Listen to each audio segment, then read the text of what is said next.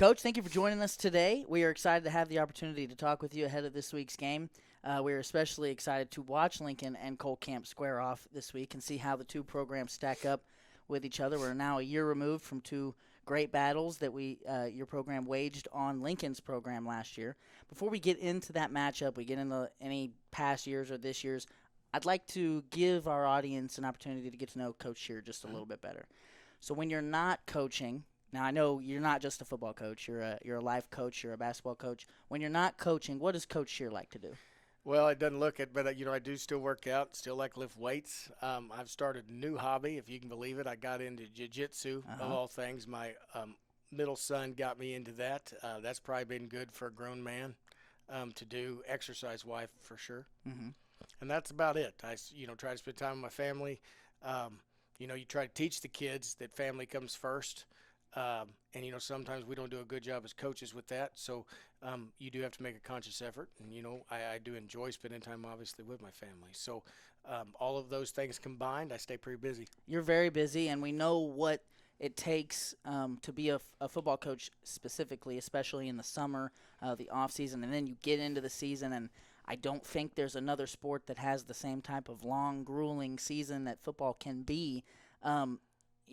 Combine that with the fact that you graduated a big group of seniors, a talented group of seniors, and now you're seemingly kind of starting. You've got a good group of seniors this year and upperclassmen, but you've got a lot of new faces, a lot of guys that weren't varsity contributors a year ago. So it feels maybe like kind of retooling a little bit. How do you stay motivated with that big turnover and with a younger group now and having success and maybe a slower start this season than last? It's tough. We did graduate a lot of people that had been with us a long time. Mm-hmm. And so with the group that we have now, we had to kind of change what we were doing. We're not the type of program with the numbers you have on our level that you consistently stay with the same concepts. Right. And X's and O's because your personnel don't fit. So we had to adjust personnel. A lot of guys got put into some situations that they don't really have varsity reps on. So you have to stay patient with them. Like we had talked prior in the past, we have to start picking our discipline up. That is something, we observed that we had to improve our discipline with the kids, the self-discipline we need to teach them, the accountability we needed to teach them had to improve.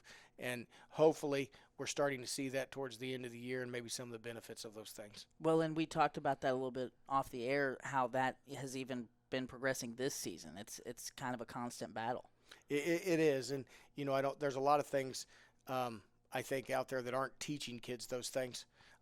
So athletics does, football in particular, I think really does. There's a big difference between accountability and responsibility, and so we have to teach these kids that they are responsible to more than just themselves. That's part of being a team. Yes, you hold them accountable, but that's somebody doing that to you. When you're responsible, you're doing it for yourself. So we need both of those things in play, especially for young teams to be successful. And this year leading into next year moving forward, those are the things we have to focus on. We want them to be responsible, but then we will hold them accountable. So if we can do those things, maybe we can improve basically throughout all of the aspects of their life. And you can improve, narrowing it back down to football, you can improve year to year because you have a lot of kids that are going to be here next year. Yes, and like I said, we talked off the air about, the JV and some of the things we saw JV-wise that we were excited about. Where maybe you're athletically challenged, but maybe you can be disciplined enough and execution-wise you can still stay competitive. 1A, 2A football ebbs and flows with talent and numbers. So, one group may not have as much talent, but another group's coming. Very few programs on that level, if they don't recruit, they're just taking what they have. Talent on our level, it just goes up and down, and you have to accept that as a coach. What motivates you to stick with it with all those things considered? You're starting over. Not starting over. I don't like that term because you do have some guys. Reed Harrison is one that comes to mind. You've got guys. But just, what motivates you year over year to accept that challenge? Is it the kids? Is it the football? What is it? Mine has always been more the kids. The football was secondary, but it has been the kids. It's the relationship you build with the kids. You watch them grow up. You're part of that process.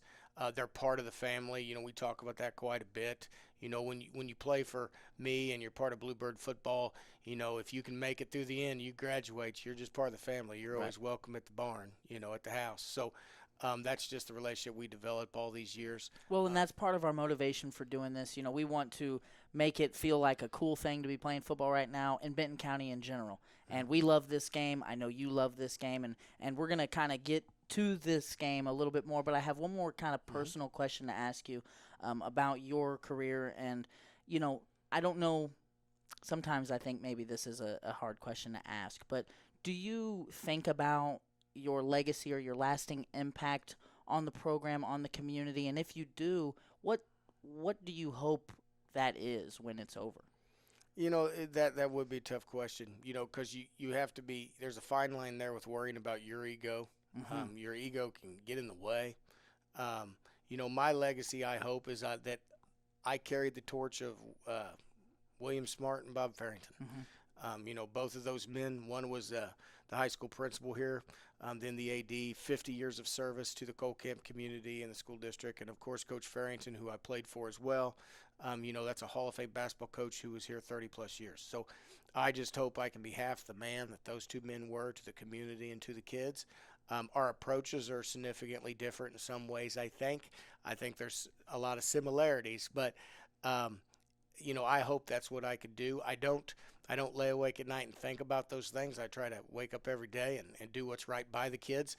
Like we've talked about, some people may not agree with what that looks like. Yeah. I have strong beliefs in the way young men should behave, and I have strong beliefs in, how we get them there.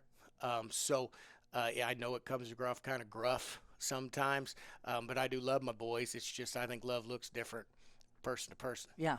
Well, that's a great answer. I thank you for that, and it's clear, I think, to anybody that you bleed blue through and through. Yes, that? Yes, you can say that. I don't own many other colors. I guess black's mixed in there. I have nightmares about being forced to wear other colors. So that's why I guess I continue to stay. Well, I have a theory about what one of those colors might be. We're going to touch on that here after a word from one of our sponsors. We'll be right back. Tonight's broadcast is presented by Reese Nichols Golden Key Realty. Reese Nichols Golden Key Realty has 14 real estate agents with 275 combined years of real estate experience. Luke and his team are not only experienced, but extremely knowledgeable when it comes to listing your property or helping you find the perfect home. If you're looking to buy a home, commercial property, or land, look no further than Reese Nichols Golden Key Realty. Be sure to visit their website at reesenichols.com or give them a call today at 660-438-7228. The way you want to approach these games is to kind of approach them all the same, right? You kind of hear that talking point that no game is different than another game, but, I think this one maybe flies in the face of that a little bit. Well, I just tell you we disagree. Okay, yeah. So without question, okay, it doesn't matter. It doesn't matter at what level each team is playing at the time. It's important that we play. It is the game for us. We've had bad years, but if you beat Lincoln, everything's okay. Yeah. If you've had good years and you didn't beat Lincoln, it wasn't a good year. So, right. I mean, it's important to us.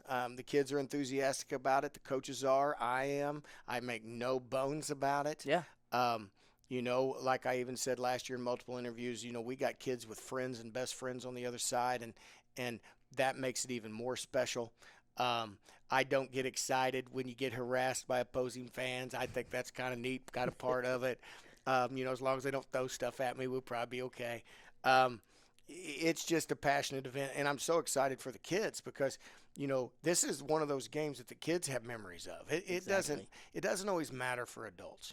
Adults sometimes ruin things for kids, and this game is about the kids, and it's about the memories the kids will make much more than the memories I'll make or a fan will make. It's for the kids, and for some of the kids' parents, especially senior parents. I hope they have wonderful memories from Friday night. Well, having been able to be around this rivalry in a meaningful way as a fan, as a player, as a coach, as a fan again, now a commentator for a little over 10 years, I can personally attest that this is a fun one. This is, there's no other game on either schedule I think that the kids get as excited for, having been close to the team last year because Ross was on the team, I know that this is one they get excited for. And you mentioned something that I find really fascinating. And, I would love for you to touch on a little bit how in between those lines for 4 quarters, I mean, you would swear these kids just were mortal enemies. I mean, the Hmm. way they approach the game, the way they play, the physicality, the mentality, and then afterwards, it's so clear that they're buddies. Hmm. How does that? Do you think that? Being kind of an old school guy, does that soften it for you, or does it make it more special? What do you think about that? Oh, I to me, it goes back to the kids. The way I Right, was talking and about. that's what is important. That's right, and I think it makes the game better. You have this facade of this imaginary enemy, Right. but it's not real. We're blessed that we're just playing a football game. Mm-hmm. And so, I like it when they're going at each other, but I like it at the end to see them two guys be able to come together and know that, off the field, we're comrades in this activity, in this sports. It's a brotherhood. The sport is a brotherhood in your own town, but it's an overall brotherhood of guys that have played. Right. Yeah, it's special. Last summer, I wake up one morning and here comes down the Lincoln starting running back, who's the editor over here, at my house at 8 a.m., and I'm asking him, do I need to feed you? Because he's one of my son's best friends. I think that kind of sums up the game itself. They beat each other to death in 2 games, but he's spending the night eating Right. cereal. Right. So, it's a special event, and I'm pumped. I'm ready to go. Us here at Spooky Bear Media would like to give a huge thanks to Johnson's Accounting for making this broadcast and others like it possible. Johnson's Accounting and Tax Service LLC has been serving the Lincoln community and its surrounding area for over 55 years. Lori and her team offer monthly business services such as sales tax, payroll, preparation of financial statements, and much more. They can easily set up a new business or an LLC. If you're in need of a tax return, Johnson's Accounting handles personal, small business, partnership, and corporate returns. For Johnson's Accounting, no business is too large or too small. They can handle them all. So give them a call at 660-547-3332 and see what they can do for you. Now, let's look back just for a moment to kind of the history of this game. These two teams, since the 2010-2011 season, this will be the 16th matchup. Yeah. 16th. And lately, because there was a couple years there where there was double, lately it feels like those margins are razor thin. Like the last 5 or 6 games, they've been tight. In fact, over these last 3 seasons, the two programs have played 5 times. Each game has been close. 3 of those games ended a team's season. What I want to ask you, without getting too deep into last year's contest, does that matchup, does a year's past or an experience from 2 years ago, does that, and I know Coach Straley's kind of a newcomer to this thing, whereas you've been a part of all 16 of the matchups. Does one from last year carry into this year, or is each year or each game its own contained? When you play twice in a year, obviously there's. But do you take anything from last year? How does that work? I would tell you, I believe each one is new, especially into the new year. That's how I've probably been able to stay in the industry as long as I have. I tell people all the time my superpower is, I've slept, so the emotions are gone. That's probably what saved me. So I would tell you it's a completely new game for us. New set of kids, new circumstance, new set of kids on the other side, except it's just still Lincoln. Right. And so, still excited to play. Don't mind going over there to play. To us, that's that 8-minute trip, and we get to wear white on white, and we don't do that very often. So, we're just pumped, even something simple as wearing a uniform. Yeah. So Week to week, them running the same offense has been pretty hit or miss. They've had to change significantly and adapt week to week to where it's almost unrecognizable some weeks. Are you finding that? What do you think you'll see? I think the core foundations, though, of Coach Straley and what they're doing are always present. He was significantly different 3 years ago than he was, that second year. So, with Coach and what he's trying to do, numbers are hard. And when you lose certain people, you do have to adjust. I think you've done a good job adjusting. They will be coming off of a bye week. Where they had an extra week of rest and preparation.